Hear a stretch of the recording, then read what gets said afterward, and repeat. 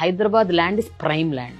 Every square yard is very, very expensive. How can you cater to the middle class and lower middle class? ఎలా సాధ్యపడుతుంది? హైదరాబాద్ తీసుకుంటే madam ఎంత దూరం వెళ్ళినా కూడా మీకు 4 వైపులో కూడా ఎక్స్పాండ్ అయ్యే అవకాశం ఉంది. అదే మనం ముంబై తీసుకున్నా, బెంగళూరు తీసుకున్నా, మీరు 100 కిలోమీటర్లు వెళ్ళినా కూడా మీకు ఇక్కడ స్క్వేర్ యార్డ్ రేటు అక్కడ స్క్వేర్ ఫీట్ కూడా రాదు.